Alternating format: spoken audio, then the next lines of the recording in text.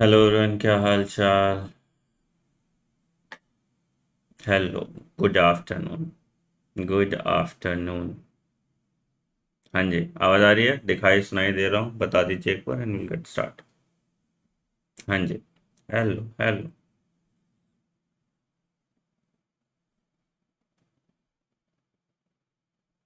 बड़ी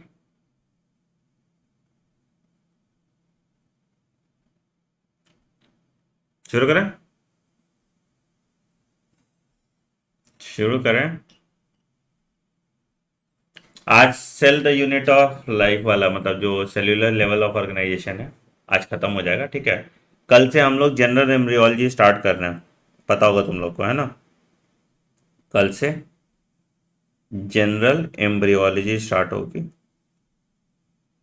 हालांकि ये तुम्हारे एमबीबीएस फर्स्ट ईयर का है पार्ट, बट फिर भी मैं इसको भी बेसिक वाले कोर्स में करा दूंगा इनिशियली, ताकि बच्चों को दिक्कत ना हो जो अभी तुरंत इमीडिएटली नहीं खेल पाएंगे। ठीक है, चलो।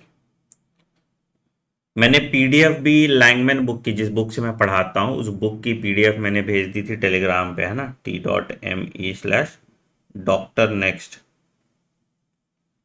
001 पे। ठीक है, तो वो पीडीएफ भी डाउनलोड कर लेना। ठीक है, और चैप्टर 2 पढ़ लेना, चैप्टर 1 मत पढ़ना, चैप्टर 1 तुम्हारे काम का नहीं, चैप्टर 2 थोड़ा पढ़ के आना, ताकि हम क्लास में बेटर कर पाए। ठीक है, कल भी शाम में ही क्लास रखते हैं। ठीक है, आजकल सुबह में से उठा नहीं जा रहा। ठीक है, तो कल भी क्लास 4 बजे ही रखेंगे। ठीक है। चलो, गुड इवनिंग। चलो शुरू करें। शुरू करें।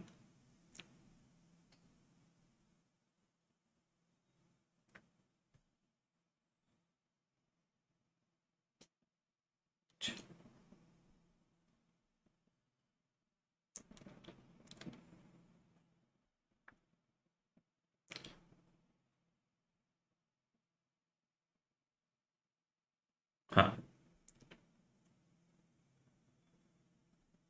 चल, आ जाओ। डॉक्टर नेक्स्ट नाम किसने चाहे यार, 1 1.5 साल पहले से ही अह, हो रहा था नाम। चलो स्टार्ट करें। आ जाओ।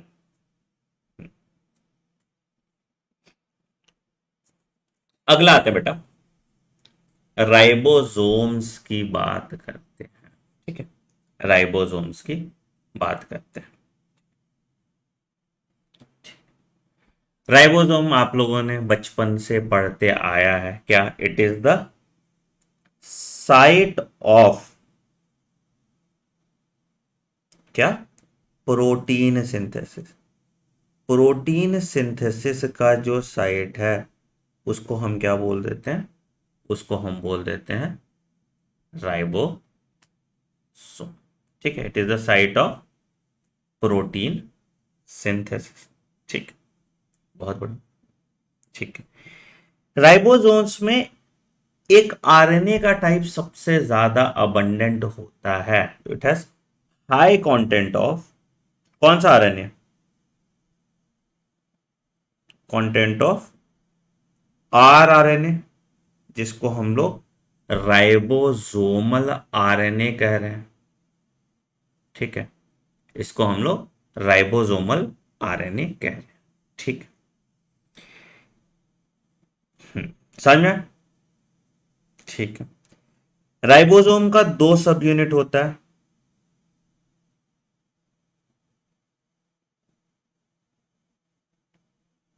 कौन कौन सा सब यूनिट है सर? एक आपका है 50s टाइप, और दूसरा आपका है 30s। तो ये 2 सब यूनिट है आपके राइबोसोम के। एक लार्ज सब यूनिट है, एक स्मॉल सब यूनिट है। ठीक है, तो इसीलिए एस क्या होता है आपने पता होगा, S stand for sedimentation coefficient. आपने पहले भी पढ़ा हुआ है इसको, सेडिमेंटेशन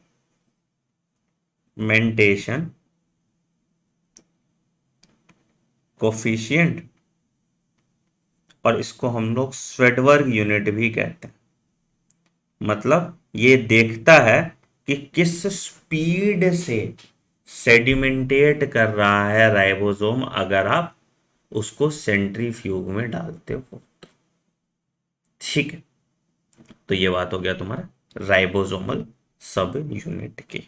ठीक है, कुछ राइबोसोम्स जो हैं वो कहाँ होते हैं अटैच, न्यूक्लियर मेम्ब्रेन के साथ।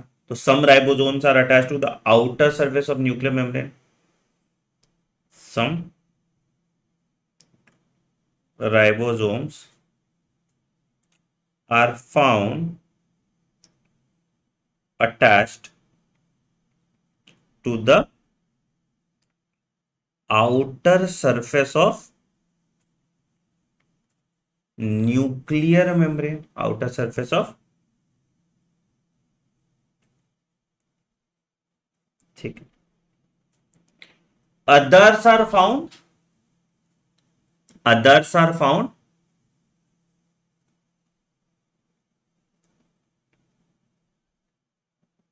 attached टू कौन सा, रफ एंडोप्लाज्मिक रेटिकुलम, है ना। Others are found attach to rough endoplasmic reticulum, right. ठीक, बहुत बढ़िया। अच्छा, कुछ राइबोसोम साइटोप्लाज्म में भी पाए जाएंगे और कुछ राइबोसोम तुमको सेल ऑर्गेनेल्स में भी पाए जाएंगे, हाँ यानी some free ribosomes are also found in cytoplasm. Some free ribosomes are also found in cytoplasm. ठीक है, और some ribosomes can also be found in stem cell organelle, जैसे माइटोकॉन्ड्रिया में हो गया, है ना। तो some ribosomes can also be found in mitochondria. ये जो माइटोकॉन्ड्रिया वाले राइबोसोम हैं वो कैसे होते हैं सर, 70s राइबोसोम। अब तो प्लास्टिड भूल जाओ, प्लास्टिड तो तुम्हारे सिलेबस में अब रहा नहीं ना, है ना। ठीक है, ठीक है, तो ये वाली बात यहां पे हो गई। ठीक, अच्छा, सिंथेसिस ऑफ राइबोसोमल आरएनए कहां होता है, सिंथेसिस ऑफ राइबोसोमल आरएनए होता है कहां पे, सिंथेसिस ऑफ राइबोसोमल आरएनए होता है आपका न्यूक्लियोलस में। तो site of synthesis of ribosomal RNA, ribosomal RNA कहां होगा सर, ये आपको देखने को मिलेगा न्यूक्लियस में, ये आपको देखने को मिलेगा बिल्कुल। Outer membrane of nucleus is continuous with endoplasmic reticulum, अभी आगे बात करेंगे इसमें, ठीक है। Nucleolus, sorry not nucleus, it is nucleolus. Nucleus में एक जगह है जिसको न्यूक्लियोलस कहते हैं, ठीक है। It is not bound by membrane, by any, ठीक है, हाँ nucleolus, it is not bound by any membrane, ठीक है। डायग्राम देखोगे तो तुमको कुछ इस तरह का दिखेगा। तो जो बैक्टीरियल राइबोसोम है वो किस तरह का है, वो 70s है, ठीक है, जिसमें 50-30 दिख रहा है, ठीक है। और जो यूकैरियोटिक राइबोसोम है वो 80s है, जिसमें आपको 60-40 दिख रहा है, ठीक है। तो जो यूकैरियोटिक राइबोसोम होगा वो कैसा है,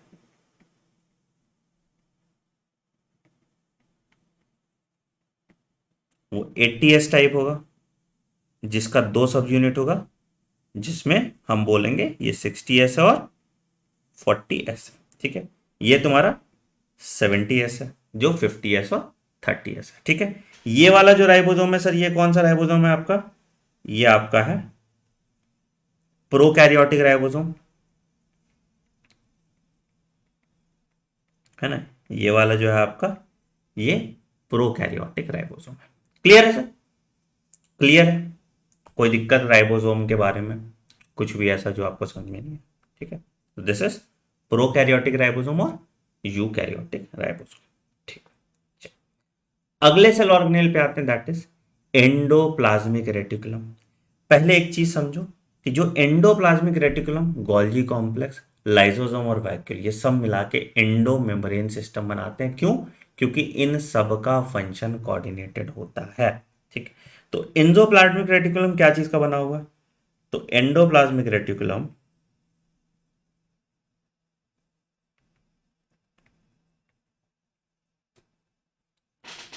या इसको हम ई आर कहेंगे। ठीक है। क्या चीज का बना हुआ है? तो it is a network of membranes in form of flattened sacs। तो ये जो फ्लैटेंड सैक्स होता है इसको हम बोलते हैं सिस्टर्ने, और टिब्यूल्स। तो यहां भी तुमको या तो फ्लैटेंड सैक लाइक स्ट्रक्चर दिखेगा जिसको सिस्टर्ने बोल रहे हो, और टिब्यूल्स देखने को मिलेगा, और इसी से वेसाइकल्स भी निकलेंगे। वेसाइकल्स के बारे में हमने ऑलरेडी पढ़ लिया है। ठीक है। अच्छा। ठीक है। कहां से कहां तक मिलता है आपको देखने को? तो the endoplasmic reticulum extends from the nuclear envelope, from the nuclear envelope. ठीक है, न्यूक्लियर एनवेलप जो कवरिंग है तुम्हारा न्यूक्लियस का। ठीक है। एंड स्प्रेड्स थ्रू आउट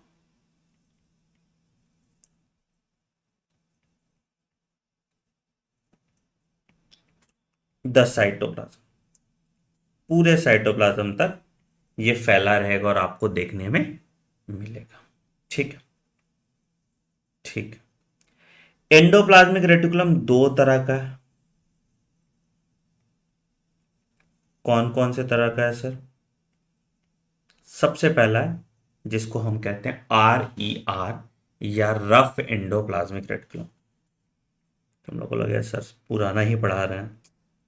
कल तुमको नहीं लगेगा, कल एकदम इंटरेस्टिंग चीज पढ़ेंगे। तभी मैंने सोचा कि तुम लोग को थोड़ा फर्स्ट ईयर का भी टरका दिया जाए, है ना। और दूसरा होगा सर जिसको हम कहते हैं स्मूथ एंडोप्लाज्मिक रेटिकुलम।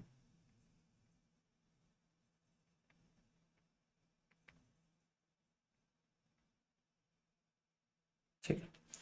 तो RER that is rough endoplasmic reticulum. दूसरा हो गया SER that is smooth endoplasmic reticulum. Rough endoplasmic reticulum rough है क्यों? इस पे राइबोसोम प्रेजेंट है। और स्मूथ एंडोप्लाज्मिक स्मूथ है क्योंकि इस पे राइबोसोम प्रेजेंट नहीं है। It is ribosome is absent.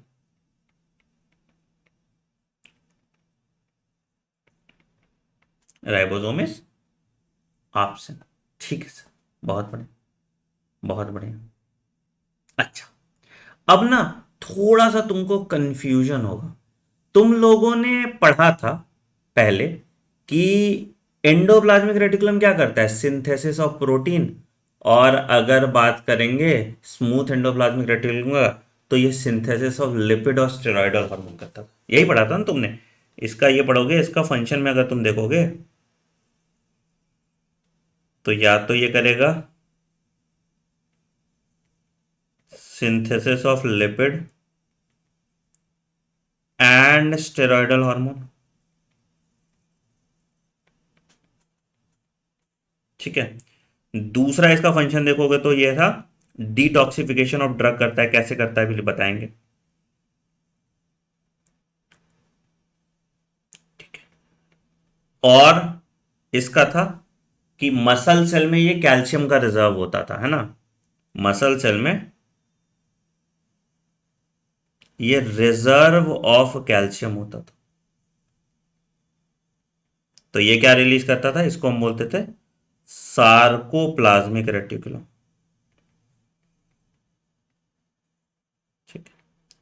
और रफ एंडोप्लाज्मिक रेटिकुलम का क्या काम था?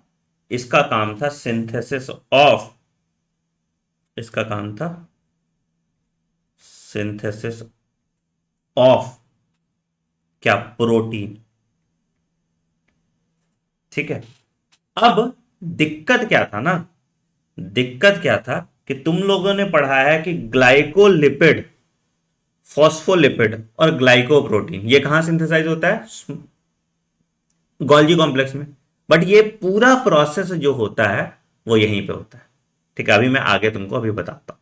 ठीक है, तो यहां अभी तो तुम सिंथेसिस ऑफ प्रोटीन लिख लो, बट अभी एक आगे एक पार्ट लिखो जो तुमको समझाएगा इसके बारे में। ठीक है, जो तुमको समझाएगा इसके बारे में। ठीक है, तो लिखो, लिखो। तो पहला, रफ एंडोप्लाज्मिक इज, क्या करेगा, is the site of protein synthesis. क्यों? क्योंकि यहां पे राइबोसोम प्रेजेंट है। क्यों? क्योंकि यहां पे राइबोसोम प्रेजेंट है, because of ribosome is present. ठीक है।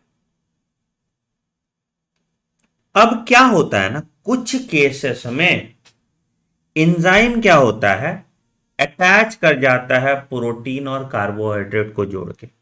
तो अगर प्रोटीन और कार्बोहाइड्रेट जुटेगा तो क्या बन जाएगा? ग्लाइकोप्रोटीन। ठीक है, तो इन सम केसेस ये कहां हो रहा है? ये आरईआर में ही हो रहा है। ठीक है, इन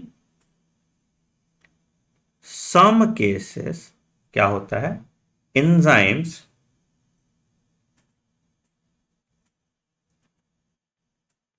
अटैच प्रोटीन्स टू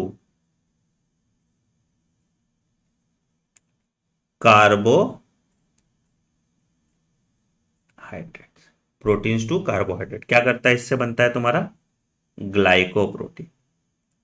अगर मैं एनसीईआरटी के टाइम पे ये बात बोल देता, तुम बोलते क्या अनपढ़ मास्टर है, इसको कुछ नहीं आता। बट यहां पे तुमको दिख रहा है,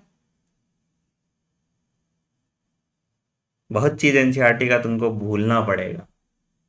ठीक है, दूसरा क्या होता है, कहीं कहीं enzymes attach protein to lipid, है ना। ठीक है, in some cases, in other cases enzymes attach proteins to phospholipids. तो इससे ग्लाइकोलिपिड भी बन सकता है ना। तो यही वाली बात यहां पे होता है। ठीक है, तो क्या करता है आरईआर का, अगर एक्चुअल फंक्शन देखोगे पूरा तो क्या करता है, तो तुम बोलोगे कि R E R produces secretory protein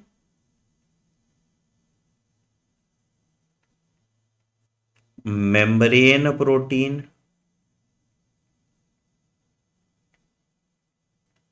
and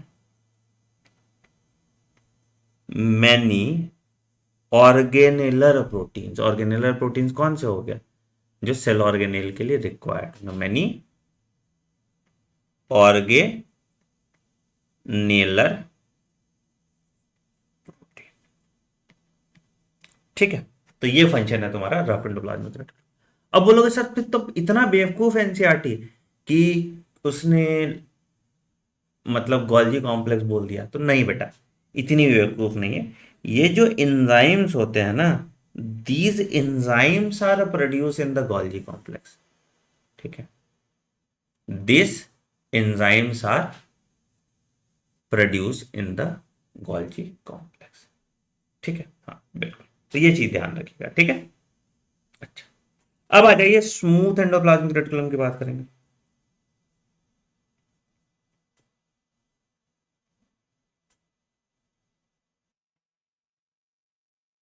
हाँ, अब आ गया, अब आ गया, अब आ गया।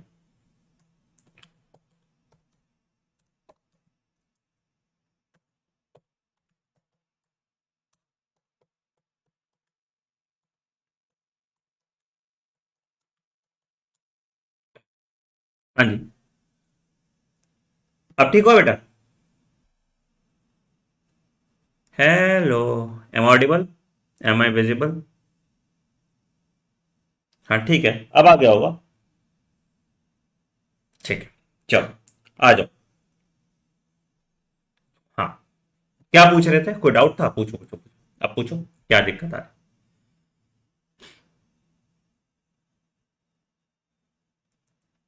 चलो बड़े। हम्म, हाँ, तो रफ एंडोप्लाज्मिक रेटिकुलम का हमने देख लिया, ठीक है। अब बात करते हैं स्मूथ एंडोप्लाज्मिक रेटिकुलम की। तो यहां पे हमने ऑलरेडी लिखा था क्या? पहला, synthesis of lipid and lipid and lipid and क्या? स्टेरॉयडल हार्मोन, ठीक है। दूसरा फिर डिटॉक्सिफिकेशन ऑफ ड्रग। तीसरा मसल में सार्कोप्लाज्मिक रेटिकुलम रिलीज करता है, ठीक है। अगर रफ एंडोप्लाज्मिक रेटिकुलम का ये देखोगे तो नर्व सेल में ये बनाता था क्या? ये बनाता था निसल्स ग्रैन्यूल, जो रफ एंडोप्लाज्मिक रेटिकुलम का था। ये पढ़ा हुआ है आप लोगों ने, ठीक। इंजाइम अटैच वाला समझ नहीं आया, समझा देता है। देखो, बेसिकली देखो क्या कर रहा है।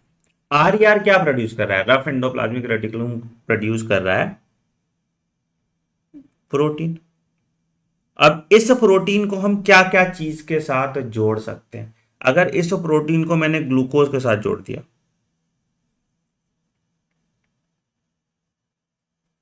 इस प्रोटीन को मैंने ग्लूकोज या कार्बोहाइड्रेट के साथ जोड़ दिया, तो ये बन गया ग्लाइकोप्रोटीन, ठीक है। ठीक है, अगर मैंने प्रोटीन को फॉस्फोलिपिड के साथ जोड़ दिया, जुड़ तो सकता ही है ना? फॉस्फोलिपिड के साथ भी जुड़ सकता है ना? जुड़ सकता है। इन सबको जोड़ने के लिए क्या चाहिए? एंजाइम चाहिए। अब ये जो एंजाइम प्रोड्यूस हो रहा है, ये कहां से प्रोड्यूस हो रहा है? ये गोल्जी कॉम्प्लेक्स से प्रोड्यूस हो रहा है। ये जो एंजाइम प्रोड्यूस हो रहा है, ये कहां से प्रोड्यूस हो रहा है? ये गोल्जी कॉम्प्लेक्स से प्रोड्यूस हो रहा है। आरईआर मेरा क्या बना रहा है? आरईआर मेरा बना रहा है प्रोटीन। रफ एंडोप्लाज्मिक रेटिकुलम क्या बना रहा है? रफ एंडोप्लाज्मिक रेटिकुलम मेरा बना रहा है प्रोटीन। एंजाइम कौन बना रहा है? Golgi complex. और इससे क्या बन रहा है? ग्लाइकोलिपिड बन गया और फॉस्फोलिपिड विथ प्रोटीन बन गया, ठीक है।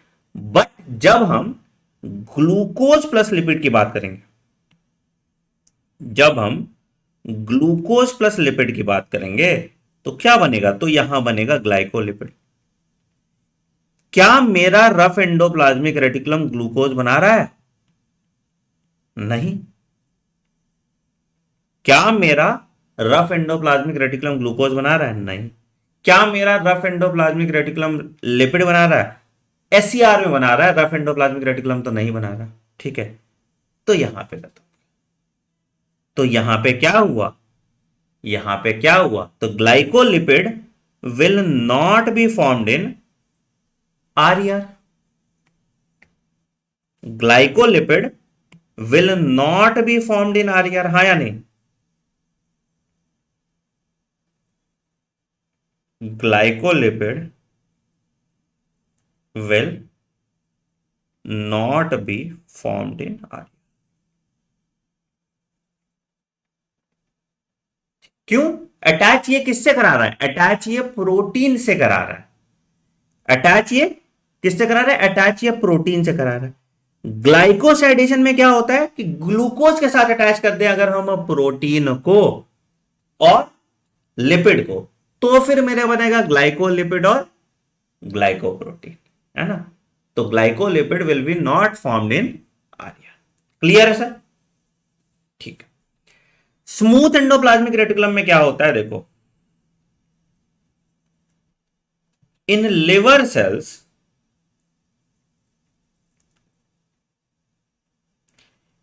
enzymes of smooth endoplasmic reticulum helps release glucose in the blood stream helps release glucose in the bloodstream and inactivate or detoxify कौन सा लिपिड सॉल्युबल ड्रग्स। याद रखिएगा, lipid soluble drugs slash alcohol. ठीक है, ये कौन कर रहा है? ये कौन कर रहा है? ये कौन कर रहा है? ये कर रहा है तुम्हारा smooth endoplasmic reticulum. Water soluble drug का डिटॉक्सिफिकेशन नहीं होता है, लिपिड सॉल्युबल ड्रग का डिटॉक्सिफिकेशन करना होता है। तो वाटर सॉल्युबल ड्रग कहां चला जाता है सर? तो जो वाटर सॉल्युबल ड्रग है वो एक्सक्रीट हो जाएगा तुम्हारा किडनी से, पानी से निकल गया ना। ज्यादा पानी पियोगे, जितना ड्रग है वो डिटॉक्सिफाई कर जाएगा। तो जितने भी वाटर सॉल्युबल ड्रग हैं वो क्या हो जाएगा? It will be excreted via urine. Water soluble drug will be excreted via urine। हाँ, क्या फॉस्फोलिपिड भी नहीं बनेगा आरईआर में? बिल्कुल, फॉस्फोलिपिड क्यों बनेगा आरईआर में? लिपिड का सिंथेसिस आरईआर में होता ही नहीं है ना, तो फॉस्फोलिपिड भी नहीं बनेगा। बट प्रोटीन के साथ फॉस्फोलिपिड का अटैचमेंट जरूर होगा रफ एंडोप्लाज्मिक रेटिकुलम में। हाँ जी, क्या ग्लाइकोलिपिड तुम्हारा एससीआर में पाया जाएगा? ग्लाइकोसाइडेशन का एंजाइम तुम्हारा अभी गोल्जी कॉम्प्लेक्स में होता है। अभी तुम गोल्जी कॉम्प्लेक्स देखोगे ना, पूरा स्ट्रक्चर कैसे प्रोसेस काम करता है वो देखोगे तो तुमको अभी समझ में आएगा। थोड़ी देर पेशेंस रख लो बस, ठीक है। सीलिया और फ्लैजिला दोनों का अरेंजमेंट 9+2 हुआ यूकैरियोट्स में। बिल्कुल, सीलिया और फ्लैजिला दोनों का अरेंजमेंट 9+2 होता है, ठीक है। यहां तक कोई दिक्कत है? ये वाला पार्ट जो ग्लाइकोसाइडेशन वाला पार्ट है ये भी हम आगे पढ़ लेंगे। बाकी किसी चीज में कोई दिक्कत है? अच्छा, ठीक। बाकी किसी चीज में कोई दिक्कत है? जहां तक अभी मैंने बताया इसमें यहां तक कोई दिक्कत है? एनसीईआरटी अब भूल जाओ, एनसीईआरटी कुछ भी कहती थी उसको अब भूल जाइए, ठीक है। यहां तक कोई दिक्कत? गोल्गी कॉम्प्लेक्स पढ़ोगे, प्रोसेस पूरा समझोगे तो तुमको अपने आप क्लियर हो जाएगा सब कुछ, ठीक है। अभी पढ़, ठीक है। इसका एक क्लिनिकल कोरिलेशन लिख लो। इसका एक क्लिनिकल कोरिलेशन लिख लो। क्या क्लिनिकल कोरिलेशन है? मान लो कि मैं नींद की गोली रोज ले रहा हूं। मान लो मैं नींद की गोली रोज ले रहा हूं, ठीक है। तो धीरे धीरे धीरे धीरे तुम देखोगे ना कि मेरे नींद की गोली का डोज बढ़ता जाएगा। या सेम केस देखोगे कि मान लो मैं रोज दारू पी रहा हूं, रोज अल्कोहल पी रहा हूं, मेरा अल्कोहल का टॉलरेंस धीरे धीरे बढ़ता जाएगा, ठीक है। मेरा अल्कोहल का टॉलरेंस धीरे धीरे बढ़ता है। समझ में? समझ में क्या बोल रहा हूं? क्यों होता है ऐसा, उसका लॉजिक समझते हैं। तो क्या होता है कि इंडिविजुअल्स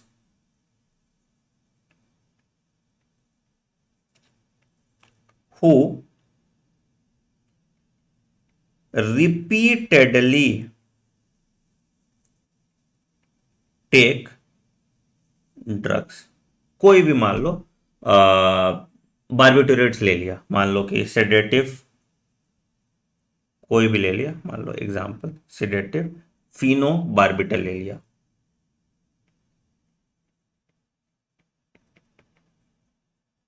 तो क्या होगा? तो क्या होगा? तो इट विल डेवलप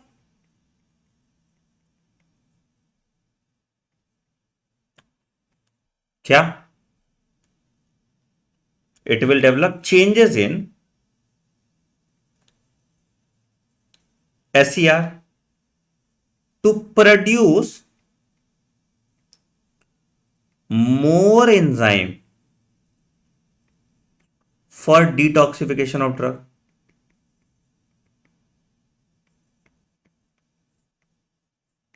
अब होगा क्या कि तुम जितना जितना ड्रग लेते जाओगे तुम्हारा बॉडी उतना ज्यादा रेजिस्टेंट होता जाएगा उस पर्टिकुलर ड्रग के लिए, तुम्हारा बॉडी उतना ज्यादा रेजिस्टेंट होता जाएगा उस पर्टिकुलर ड्रग के लिए।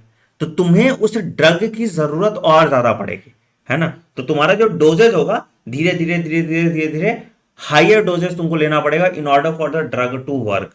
ठीक है, तो डिटॉक्सिफिकेशन ऑफ ड्रग्स, तो you will have to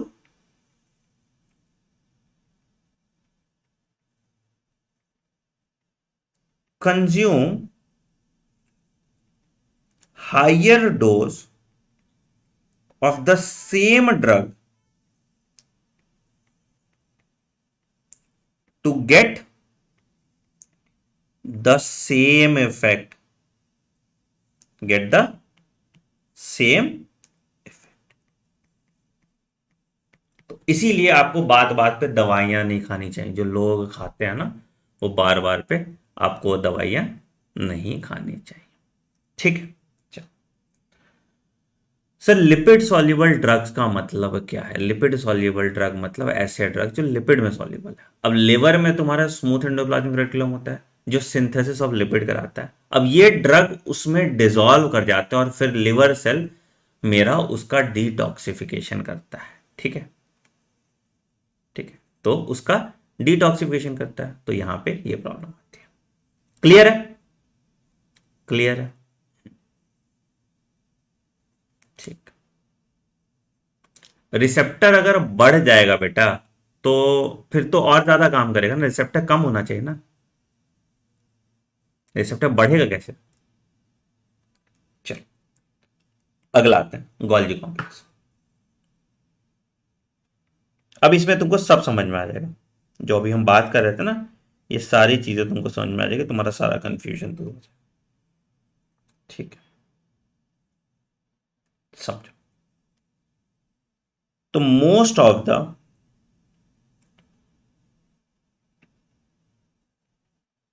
proteins synthesized are क्या? Are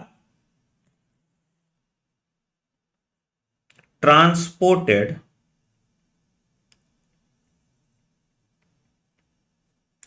to other regions of the cell.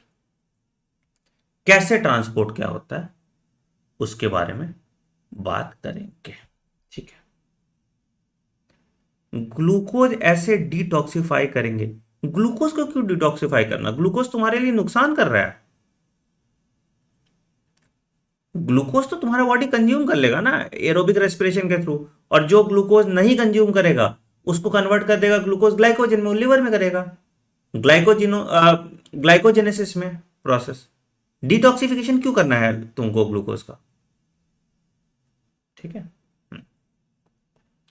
तो अब देखो होता क्या है। तो गोल्जी कॉम्प्लेक्स में जो है ये क्या होता है, इसको हम गोल्जी कॉम्प्लेक्स में भेजते हैं। तो the first step in the transport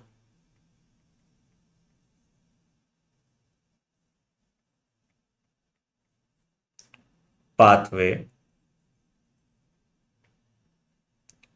is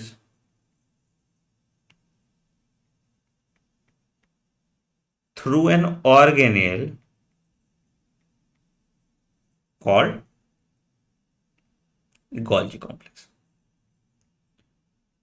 अब इस गोल्जी कॉम्प्लेक्स का तीन पार्ट होता है, इसका तीन पार्ट होता है। क्या होता है? एक हो गया सिस्टर्ने, फ्लैटेंड मेम्ब्रेन सैक जिसके बारे में हमने बात किया था। दूसरा होता है टिब्यूल्स, और तीसरा होता है वेसाइकल्स। ठीक है, ठीक है, हाँ। तो ये तुम्हारा फ्लैटेंड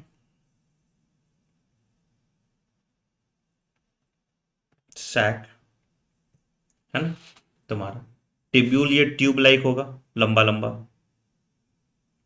ठीक है, और ये स्पेरिकल होगा स्ट्रक्चर।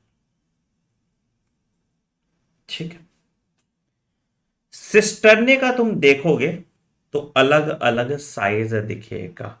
तो सिस्टर्ने का दो फेज है।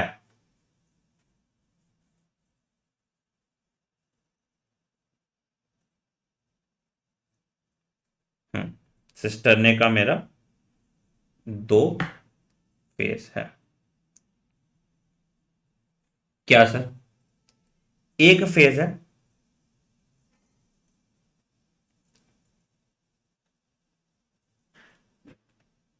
एक है तुम्हारा कौन सा फेज, इसको हम बोलते हैं सिस फेज या सिस फेज कह लो, या इसको हम फॉर्मिंग फेज कहते हैं।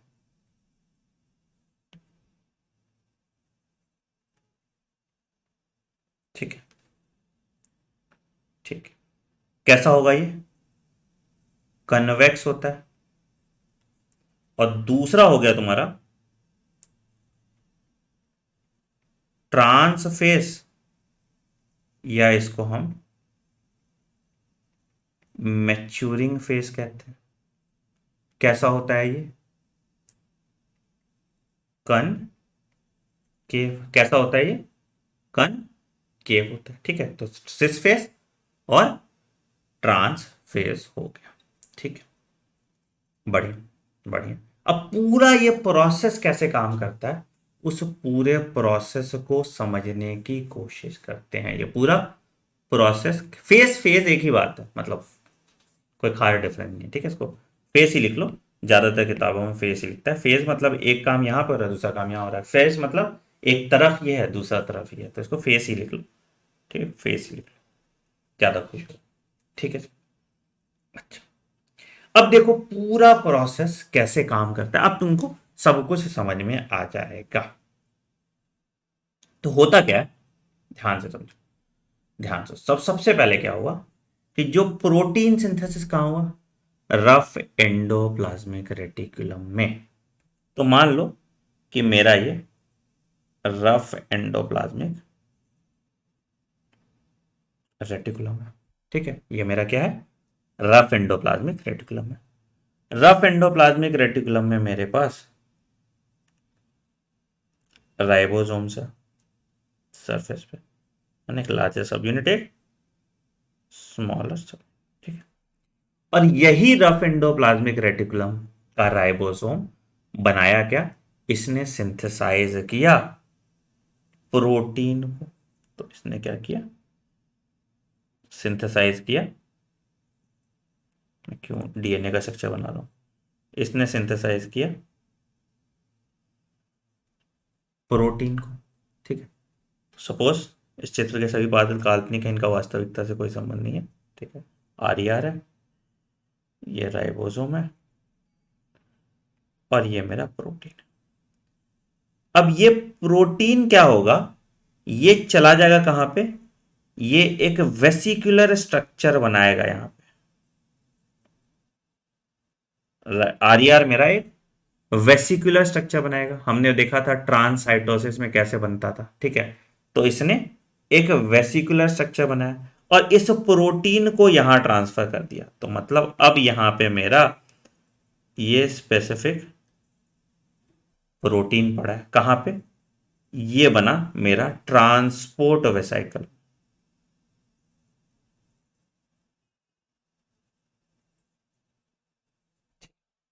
तो ये कहां चला गया? ये लिया मेरा ट्रांसपोर्ट वेसिकल। ट्रांसपोर्ट वेसिकल में क्या है मेरे पास? जो सिंथेसाइज प्रोटीन है। ठीक है, अब ये सिंथेसाइज प्रोटीन, ये सिंथेसाइज प्रोटीन कहां चला जाएगा? ये सिंथेसाइज प्रोटीन चला जाएगा मेरा कहां पे? ये चला जाएगा गोल्जी कॉम्प्लेक्स के पास। तो ये कहां चला जाएगा? ये कहां चला जाएगा? ये चला जाएगा entry face of Golgi complex के पास। तो कौन सा फेस था? Cis face. सिस फेस कैसा था? कन्वेक्स था। तो मैं ऐसे कन्वेक्स सा फेस बना दूं, यहां कन्वेक्स फेस बना देते हैं। ठीक है, ऐसा स्ट्रक्चर फ्लैटेंड। ठीक है, पूरा ही फ्लैटेंड होगा। ठीक है, ये मैंने सिर्फ आधा बनाया, बट ये पूरा ही फ्लैटेंड होगा। तो यहां पे चला गया। ठीक है, तो ऐसे कुछ बना देते हैं। ठीक है, तो ये वाला जो फेज है ये कन्वेक्स या फॉर्मिंग फेज है। या सिस या फॉर्मिंग फेज है। तो अब क्या हुआ कि जो मेरा ट्रांसपोर्ट वेसाइकल आया, ये क्या हो जाएगा, it will fuse with the cis phase of Golgi complex, है ना। It will fuse with the cis phase of Golgi complex. तो क्या हो गया यहां पे, तो ट्रांसपोर्ट ट्रांसपोर्ट्स टू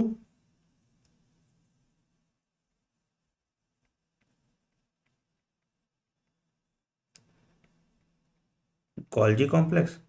और यहां पे क्या हुआ सर, इसका fusion of transport vesicle to the cis face of Golgi complex, fusion of transport to cis face of Golgi complex. चलो ठीक है, यहां सिस फेस में चला गया, ठीक है।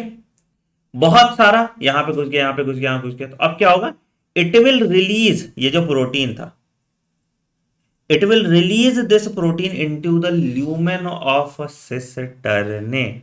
ठीक है, तो चौथा पॉइंट क्या हो गया, release of protein into the lumen of cisternae. Release, इसने प्रोटीन रिलीज किया, ठीक है, release of protein into its lumen. ठीक है, ठीक है। अब ये प्रोटीन क्या होगा, ये प्रोटीन क्या होगा, एंट्री फेज से कहां चले जाएंगे, मीडियल सिस्टम है, बीच वाले पार्ट में, ठीक है। यहां से अब ये क्या हो जाएगा, it will go to, the protein will move to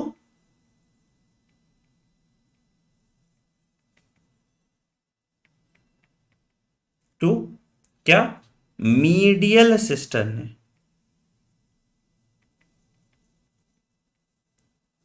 the protein will move to medial system है, जहां पे इंजाइम्स प्रेजेंट हैं, जहां पे इंजाइम्स प्रेजेंट है, तो यहां पे ग्लाइकोसाइडेशन होगा, तो यहां पे इंजाइम्स विल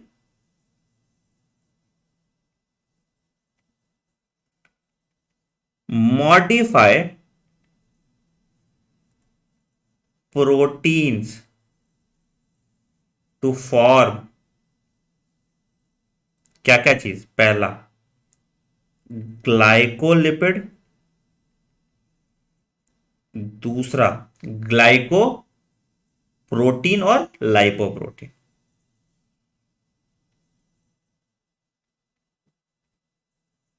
एंड लाइपोप्रोटीन।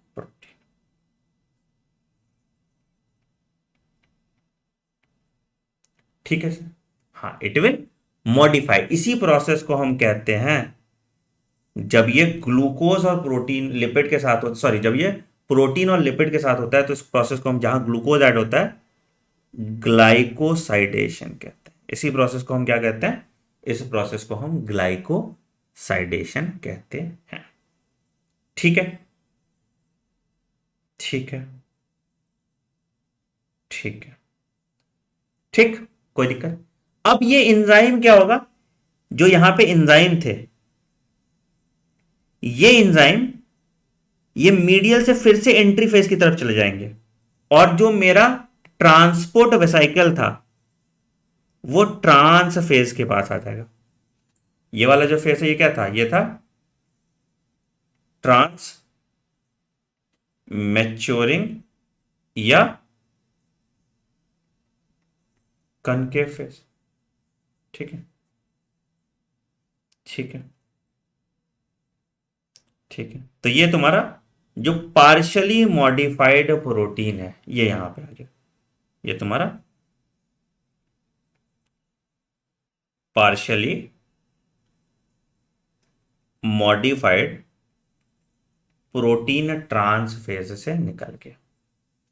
ठीक है, ठीक है, कोई दिक्कत यहां तक। यहां पे इसका सॉर्टिंग एंड पैकेजिंग होगा अच्छे से,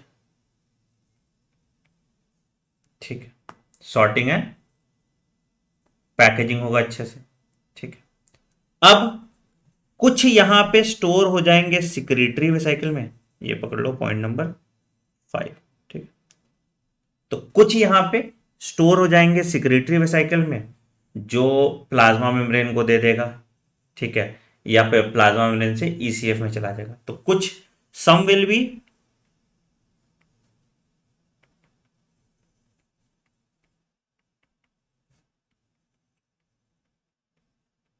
stored in secretory recycle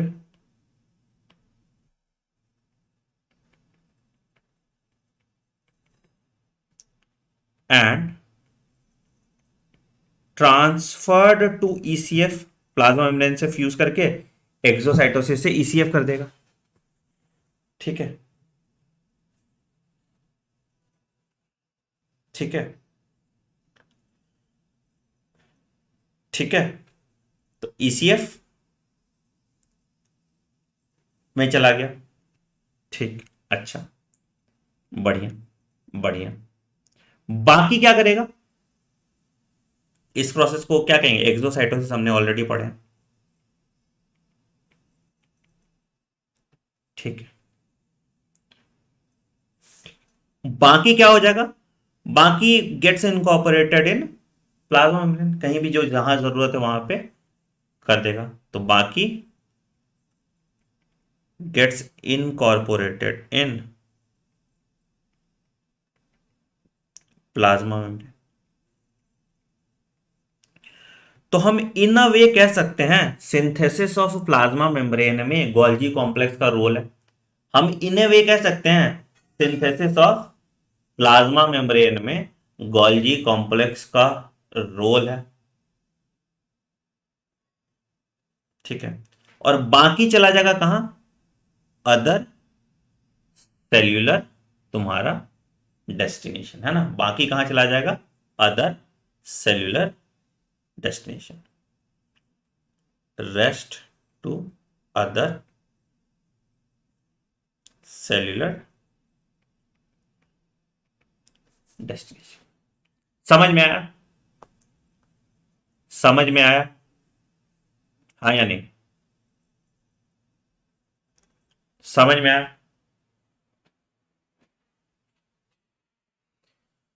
कोई दिक्कत यहां तक, ठीक, कोई दिक्कत यहां तक। फिर से मैं एक बार तुमको समझा रहा हूं पूरा रिपीट करके, ध्यान से सुन। अरे यार नोट्स का चार डालोगे, नोट्स नोट्स नोट्स हर टाइम, क्लास के बीच में मत क्या करो ये सब काम जाम। Glycoprotein formed in ER, rough endoplasmic reticulum और Golgi body, both of places, ठीक है, बोथ, ठीक है। हाँ अभी चलो, अब सुनो, अब ध्यान से सुनो एक बार, फिर से ध्यान से सुनो क्या हो रहा है। हाँ, secretory vesicles and are transfer to ECF via exocytosis. अभी भेज दूंगा, आज तो नोट्स मिल ही जाएगा ना, आज तो चैप्टर ही खत्म है, आज तो नोट्स मिल जाएगा, ठीक है। अब समझो ध्यान से, सबसे पहला स्टेप बाय स्टेप पूछेंगे, जवाब देते जाना। पहला, राइबोसोम ने रफ एंडोप्लाज्मिक रेटिकुलम में प्रोटीन सिंथेसिस किया, राइबोसोम ने रफ एंडोप्लाज्मिक रेटिकुलम में प्रोटीन सिंथेसिस किया, किसी को दिक्कत नहीं होना चाहिए। अब ये प्रोटीन किसी ग्लूकोज के साथ बाइंड करेगा तो ग्लाइकोप्रोटीन बना देगा, फॉस्फोलिपिड के साथ बाइंड कर सकता है, ठीक है। तो प्रोटीन यहां पे बाइंड करता है रफ एंडोप्लाज्मिक रेटिकुलम में, क्लियर है सर, अच्छा। अब बाकी प्रोटीन क्या हुआ, ये प्रोटीन ट्रांसपोर्ट वेसिकल में जाएंगे, गाड़ी में बैठ जाएंगे, और यहां से ये चले जाएंगे तुम्हारे सिस फेज ऑफ गोल्जी कॉम्प्लेक्स में, कहां चले जाएंगे, सिस फेज ऑफ गोल्जी कॉम्प्लेक्स में, और जाके फ्यूज कर जाएंगे। फ्यूज करने से क्या हुआ, ये ट्रांसपोर्ट वेसिकल ने क्या छोड़ दिया, ये ट्रांसपोर्ट वेसिकल ने प्रोटीन को यहां पे रिलीज कर दिया इसके ल्यूमेन में, ठीक है, इसके ल्यूमेन में क्या रिलीज कर दिया, प्रोटीन को रिलीज कर दिया। ठीक है, अच्छा, प्रोटीन रिलीज करने से सर क्या हुआ कि ये प्रोटीन इस रीजन में, जो इसका मीडियल रीजन है, बीच वाला रीजन है, यहां पे एंजाइम्स के साथ बाइंड किए। ठीक है, और क्या किए, ये मॉडिफाई किए प्रोटीन को ग्लाइकोलिपिड में और ग्लाइकोप्रोटीन में। इस प्रोसेस को हम ग्लाइकोसाइडेशन कहते हैं। ग्लूकोज जब जुट रहा है प्रोटीन और लिपिड के साथ, तो इस प्रोसेस को हम ग्लाइकोसाइडेशन कहते हैं, और लाइपोप्रोटीन भी बना लिया। ठीक है सर। अब जो एंजाइम था, ये एंजाइम यहां पे चला गया था, हमको ये एंजाइम वापस से यहां पे चाहिए, तो ये एंजाइम वापस से यहां पे आ जाएगा by the help of transfer vesicle. ये एंजाइम जो वापस यहां से यहां आ जाएगा by the help of transfer vesicle, और ये प्रोसेस चलता रहेगा, चलता रहेगा, चलता रहेगा, चलता रहेगा, चलता रहेगा। ठीक है, अब क्या हुआ, अब क्या हुआ, अब क्या हुआ कि जो अब मेरा प्रोटीन था, ये तीन तरह के फॉर्म में निकला। ठीक है, एक चला गया प्लाज्मा मेम्ब्रेन के पास, तो प्लाज्मा मेम्ब्रेन के पास कौन लेके जाएगा, मेम्ब्रेन वेसिकल। एक दूसरे सेल्स में कहीं सिक्रीशन विक्रीशन का काम करेगा। ठीक है, एक दूसरे सेल्स में कहीं सिक्रीशन विक्रीशन का काम करेगा, जो दूसरे सेल्स में जा रहा है, तो ये चला जाएगा by the help of secretory vesicle. और तीसरा तुम्हारा जो है, ट्रांसपोर्ट हो रहा है सेल में ही टू अदर सेलुलर डेस्टिनेशन, तो ये तुम्हारा चला जाएगा लाइजोसोम की मदद से, जिसके पास हाइड्रोलिटिक एंजाइम्स थे, है ना। तो इस तरह से इनका ट्रांसपोर्ट हो जाएगा, इस तरह से इनका ट्रांसपोर्ट हो जाएगा। क्लियर है बेटा, समझ में आया सबको अच्छे से? अब बताओ, अब नहीं समझ में आया तो बताओ, अब पूछो सवाल, तुम्हारे सारे सवाल क्लियर हो जाए। अब पूछो सवाल, समझ आया सबको? एक बात हम सब, तो थर्ड स्टेप में सिर्फ प्रोटीन जा रहा है या ग्लूकोज भी साथ में जा रहा है? थर्ड स्टेप में सिर्फ प्रोटीन जा रहा है।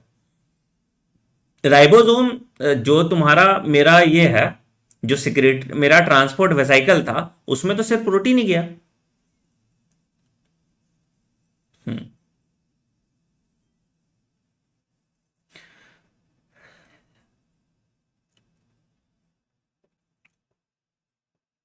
समझ में आया सबको? एक बार बताओ।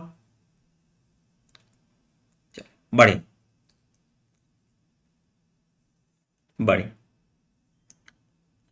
प्रोटीन को मॉडिफाई करके ग्लाइकोलिपिड कैसे बने, अभी वो बायोकेमिस्ट्री में पढ़ेंगे।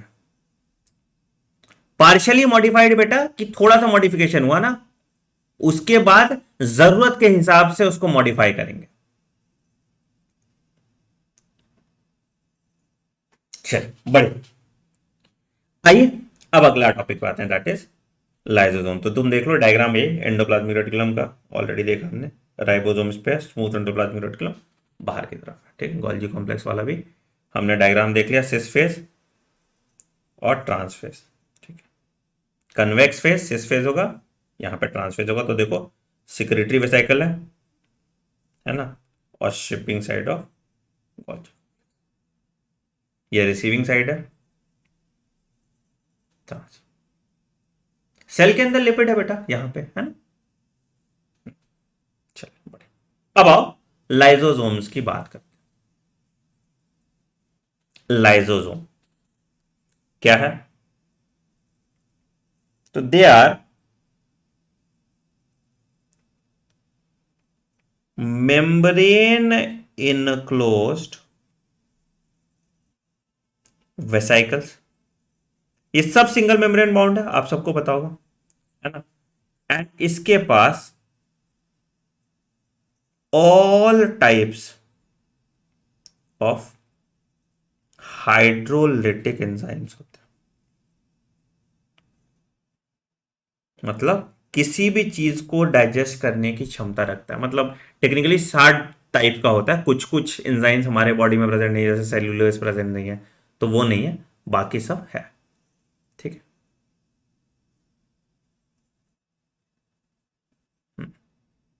ठीक, बहुत बढ़िया, बहुत बढ़िया। एक बार मैं खत्म कर लूं, फिर तुम्हारे सारे डाउट लास्ट में ले लूंगा। ठीक है, all different types of hydrolytic enzymes होते हैं, कितना, 60 टाइप्स।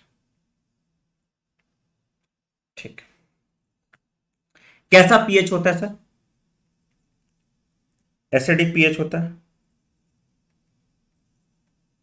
मतलब 4.5 to 5। और क्या काम करता है ये? क्या काम करता है? पहला, ऑटोफैजी करता है, मतलब अपने सेल के चीजों को खा जाएगा। ठीक है। और दूसरा होता है किसी और के सेल के चीज को खाता है, जिसको हम कहते हैं क्रीनोफैजी। दूसरा सेल के खाएगा तो उसको हम कह देंगे क्रीनो। ठीक है। तो क्या करता है, कैसे करता है, इसकी बात समझते हैं। तो ऑटोफेजी में क्या होता है? ऑटोफेजी में क्या होता है? ऑटोफेजी में क्या होता है कि मेम्ब्रेन डिराइव्ड फ्रॉम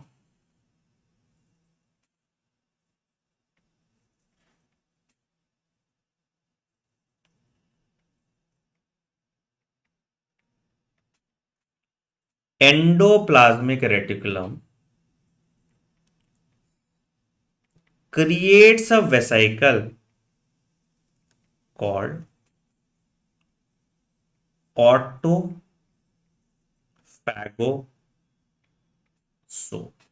ठीक है। क्या हो जाता है ये ऑटोफैगोसोम? ये फ्यूज कर जाता है विथ लाइसोसोम। ठीक है। और उसके बाद क्या करेगा? उसके बाद लाइसोसोम, ठीक है, लाइसोसोम के साथ फ्यूज कर जाता है। ठीक है। और उसके बाद क्या करेगा सर? ये digestion of worn out particles करेगा। डाइजेशन ऑफ साइटोप्लाज्मिक कंटेंट, जो काम का कंटेंट नहीं है उसको डाइजेस्ट करेगा। एंड और समटाइम्स इंटायर सेल ऑल्सो। इस प्रोसेस को हम कहते हैं ऑटोलाइसिस। क्या कहते हैं? ऑटो, जब पूरा पूरा सेल डाइजेस्ट कर देता है तो उस प्रोसेस को हम कहते हैं ऑटोलाइसिस। ठीक है। याद है एक्रोसोम और स्पर्म में भी लाइसोसोम प्रेजेंट होता है।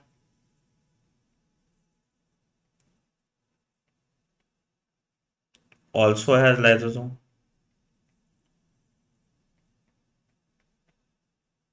क्या करता है? Helps in penetration in ovum. ठीक है। इसका अगर क्लिनिकल कोरिलेशन देखें तो क्या होगा? इसका बीमारी होता है, इसको हम बोलते हैं टे शैक डिजीज।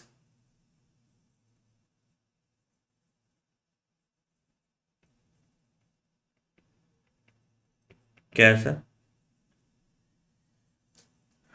इनहेरिटेड डिजीज, मतलब जेनेटिक डिसऑर्डर है,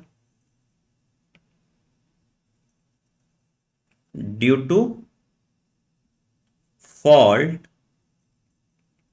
इन प्रोडक्शन ऑफ क्या? Lysosomal enzyme.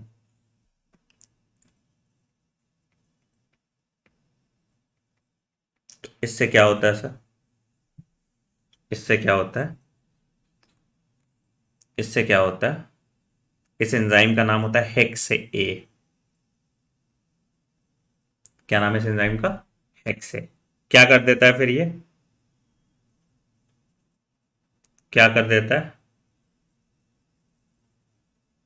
ये गैंग्लिनोसाइड का एक्यूमुलेशन करा देगा नर्व सेल में। ठीक है। तो क्या होता है? It leads to accumulation of a membrane lipid, जिसको हम कहते हैं गैंग्लियोसाइड।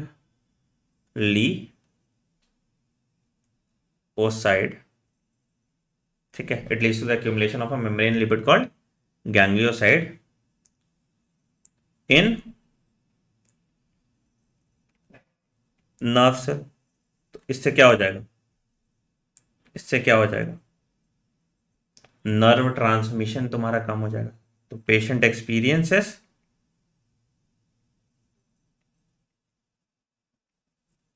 सिम्टम्स आ जाएगा तुम्हारा seizures and muscle rigidity.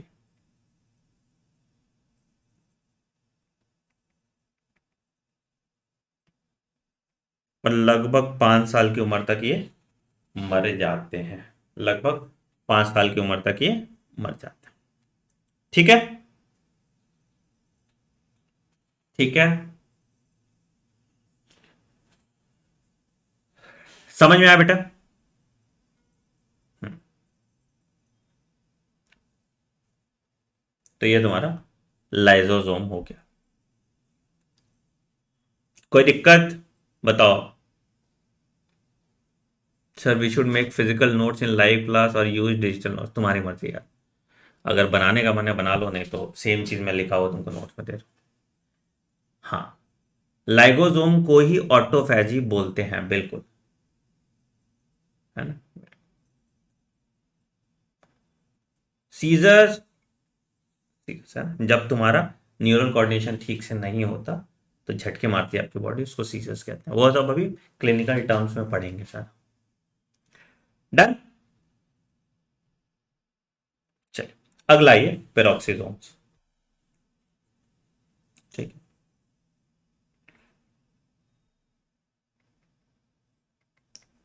Similar to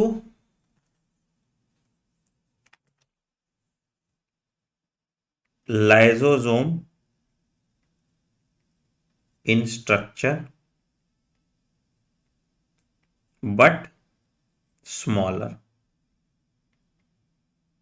छोटा है इसीलिए इसको हम माइक्रो बॉडीज भी कहते हैं, इसीलिए इसको हम माइक्रो बॉडीज भी कहते हैं। ठीक है, क्या होता है इसके पास, they have several oxidase,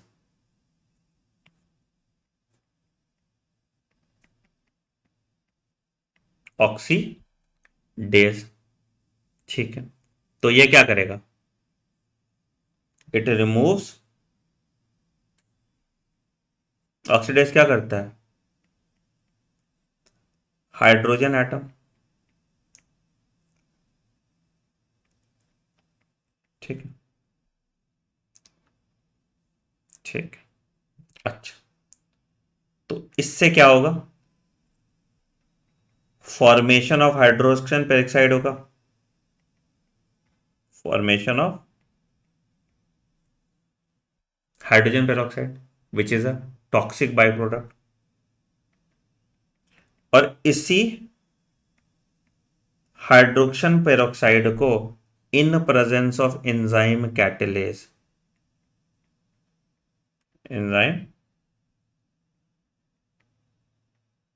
catalase क्या करेगा, H2O प्लस O2 में निकाल देगा। तो टेक्निकली ये हाइड्रोजन पेरोक्साइड का मेटाबॉलिज्म कराता है, हाइड्रोजन पेरोक्साइड का मेटाबॉलिज्म कराता है। समझ में आया, समझ में आया? तो इसके पास क्या क्या है, ऑक्सीडेज है, और इसके पास क्या है, कैटलेज है। क्या काम करता है, अंडरगोस हाइड्रोजन पेरोक्साइड मेटाबॉलिज्म। ठीक है, क्लियर है? हाँ बेटा, 15 तक कूपन कोड वैलिड ले सकते हो। डन, बढ़िया, बढ़िया। तो ये तुम्हारा पेरोक्सीजोम हो गया। ठीक है,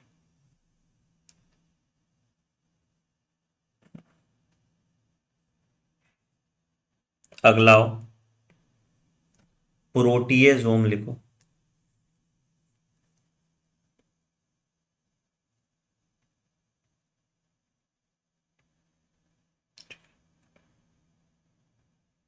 इसको मैं बहुत डिटेल में अभी नहीं करा रहा हूँ, बायोकेमिस्ट्री में ये आप पूरा सारा मेटाबॉलिज्म पढ़ेंगे, ठीक है। तो बायोकेमिस्ट्री में हम इसको रिपीट करने वाले हैं, मैं तुम्हें अभी सिर्फ ओवरव्यू दे रहा हूँ, ठीक है। जैसे कल तुम देखोगे कि तुम गैमेटोजेनेसिस अगर मैं तुमको पढ़ाता बेसिक्स में, और कल कितना डिटेल में पढ़ाऊंगा, तो वो डिफरेंस तुमको कल पता चलेगा, ठीक है।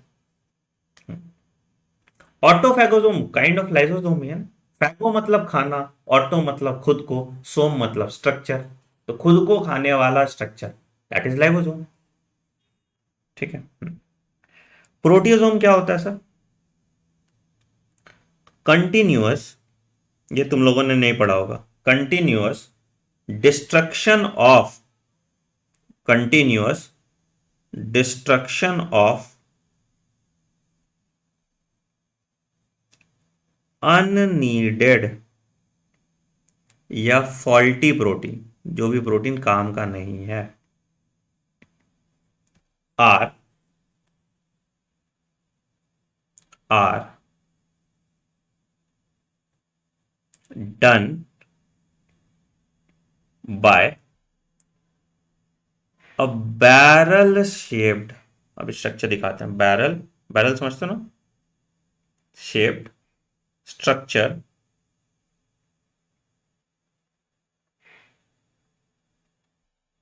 consisting of four stacked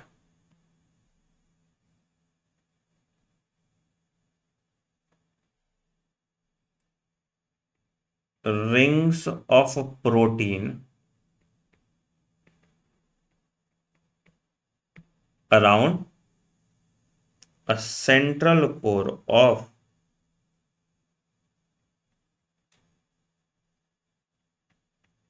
proteasomes। तो जो बचा खुचा प्रोटीन है, उस प्रोटीन का डाइजेशन कराता है प्रोटियोसोम, है ना, प्रोटियोसोम, ठीक है, ठीक है। इसका क्लिनिकल कोरिलेशन देखोगे तो क्या होता है, in case of people with Alzheimer's and Parkinson क्या हो जाता है, प्रोटीन का डिपोजिशन हो जाता है, ये प्रोटीन का डिपोजिशन ब्रेन में हो जाता है। तो इसका ये क्लिनिकल कोरिलेशन, अब इस पे रिसर्च हो रहा है कि प्रोटियोजोम्स क्यों ठीक से काम नहीं करता, है ना। तो उस पर अभी रिसर्च चल रहा है, एग्जैक्टली नहीं पता, अगर पता चल जाएगा तो उसका क्योर हो जाएगा, ठीक है।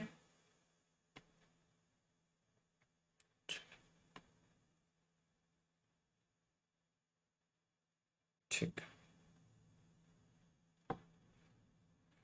चलिए अगला आते हैं। अगला तो तुम पढ़े ही हो, mitochondria powerhouse of the cells, अच्छा वाला है, ठीक है, माइटोकॉन्ड्रिया, ठीक है। तो डायग्राम में ही इसके ना सब कुछ देख लेते हैं आज। तो क्या माइटोकॉन्ड्रिया में तुमको दिख रहा है,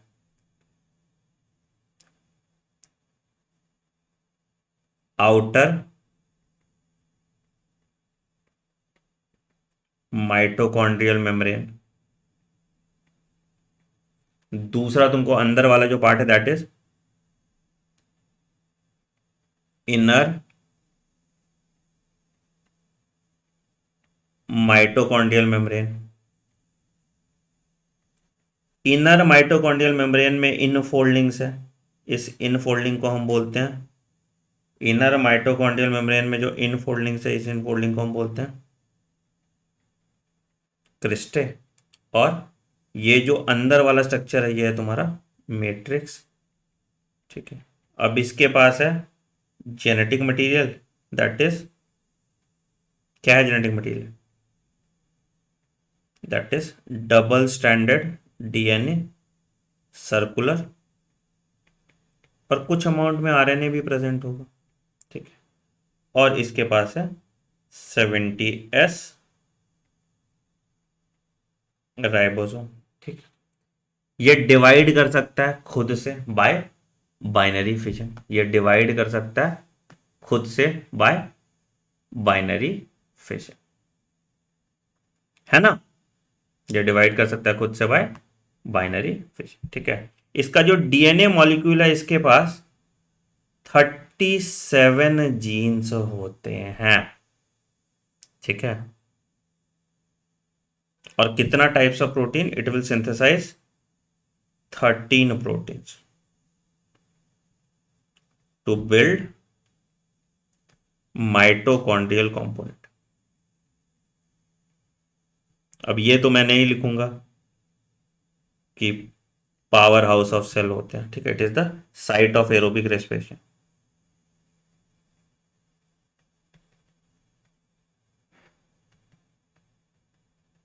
एंड डिवाइड्स बाय बाइनरी। जिस सेल में जितनी एनर्जी की जरूरत होगी वहां पे उतना ज्यादा माइटोकॉन्ड्रिया होगा। जैसे लिवर सेल में लगभग 1700 माइटोकॉन्ड्रिया होते हैं। तो लिवर सेल हैज अप्रॉक्स 1700 माइटो। ठीक है sir. Sir acrosome has lysosome और गोल्गी कॉम्प्लेक्स। समझो बेटा, इन सबको हम एंडो मेम्ब्रेन सिस्टम कहते हैं। समझो लाइसोसोम क्या है? लाइसोसोम वेसिकुलर स्ट्रक्चर है जो कहां से ओरिजिनेट कर रहा है? गोल्गी कॉम्प्लेक्स से ओरिजिनेट कर रहा है। तो acrosome is a modification of Golgi complex जिससे लाइसोसोम निकल रहा है। Acrosome is a modification of Golgi complex जिससे लाइसोसोम निकल रहा। डन? समझ में आ गया सब कुछ? बताओ। ठीक, डन। चलिए माइटोकॉन्ड्रिया हो गया। ये कौन सा बनाया? अच्छा, ये तो न्यूक्लियस वाला बनाया हुआ है, ठीक है।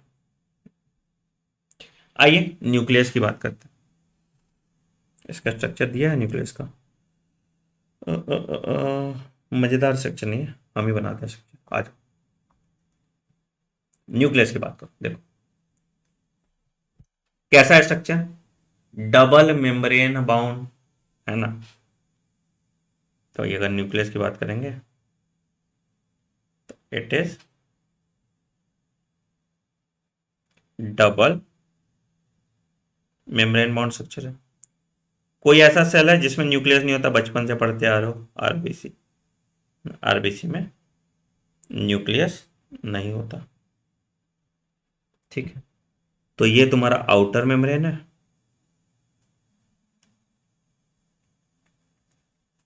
और ये तुम्हारा इनर मेम्ब्रेन। इसके बीच में जो छेद होता है इसको बोलते हैं हम न्यूक्लियर पोर। इसको बोलते हैं हम न्यूक्लियर पोर। अदर ऑर्गेनेल बेटा, it is not type of peroxisome. कैसे पेरोक्सिसोम हो सकता है ना? पेरोक्सिसोम हाइड्रोजन पेरोक्साइड मेटाबॉलिज्म करा रहा है, ये बचे हुए प्रोटीन को डाइजेस्ट कर रहा है। दोनों का अलग काम है, ठीक है। ठीक है। आउटर मेम्ब्रेन पे तुमको राइबोसोम भी देखने को मिलेगा और रफ एंडोप्लाज्मिक रेटिकुलम भी देखने को मिलेगा। तो यहाँ पे हम राइबोसोम मार्क कर देते हैं, ठीक है। तो मैं ज्यूम कर लेना कि रफ एंडोप्लाज्मिक रेटिकुलम प्रेजेंट है, ठीक है। यहां पे एक स्ट्रक्चर होता है जिसको हमने ऑलरेडी पढ़ लिया था, नॉट मेम्ब्रेन बाउंड। इसको हम बोलते हैं न्यूक्लियोलस, है। इसको हम बोल देते हैं न्यूक्लियोलस। और इसके पास जेनेटिक मटेरियल होता है। इस जेनेटिक मटेरियल को हम बोलते हैं क्रोमैटिन। इस जेनेटिक मटेरियल को हम बोलते हैं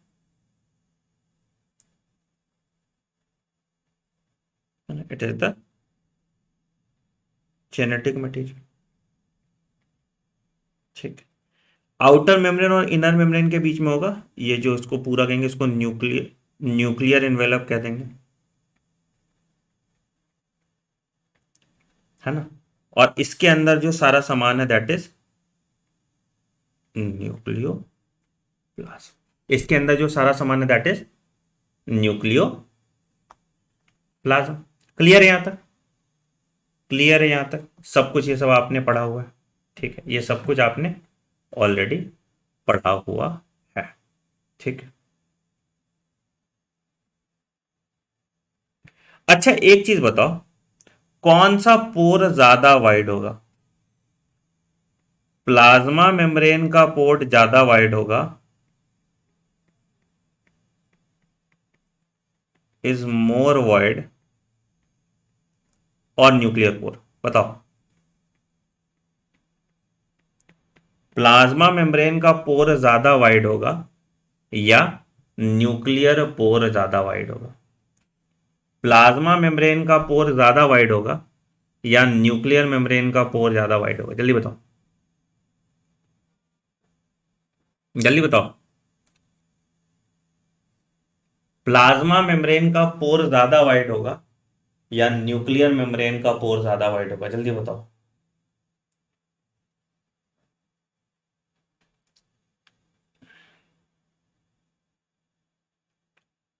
न्यूक्लियर मेम्ब्रेन का पोर ज्यादा वाइड होगा, ठीक है। न्यूक्लियर मेम्ब्रेन का पोर तुम्हारा ज्यादा वाइड होगा, ठीक है। ठीक है, it is wider than channel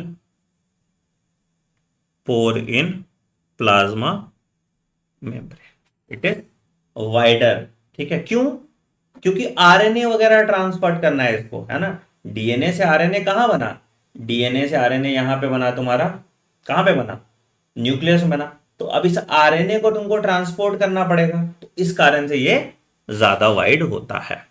clear है? अच्छा। अब क्रोमैटिन कंडेंस करेगा और बनाएगा क्रोमोसोम। कैसे बनता है वो देखो, ठीक।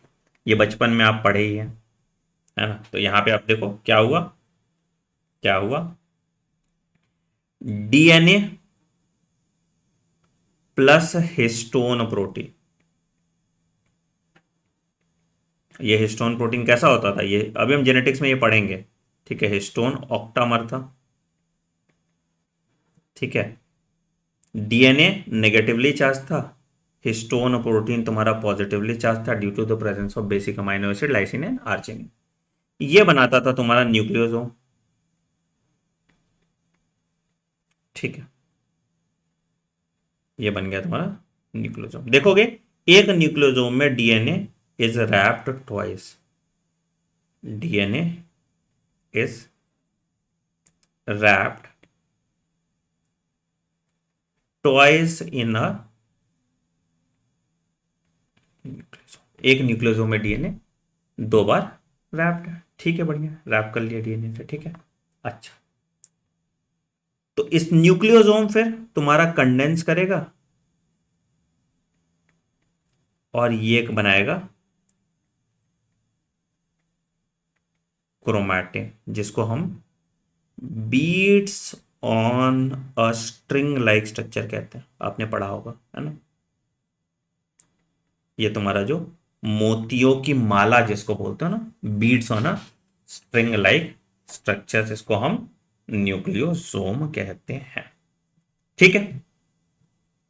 ठीक है, और यही क्रोमैटिन फिर कंडेंस करेगा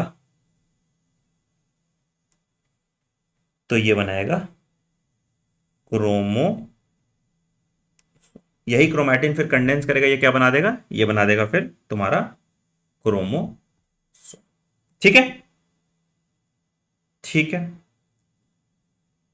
ठीक है सर, बढ़िया।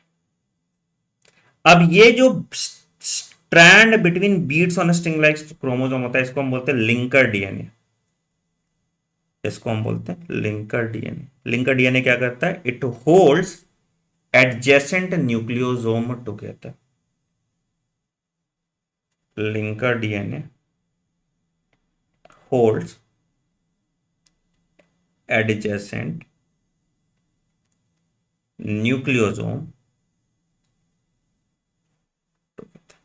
ठीक।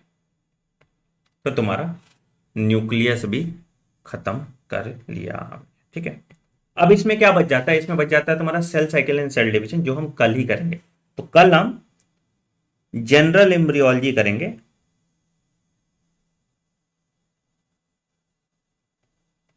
जिसमें हम कल देखेंगे पहला माइटोसिस,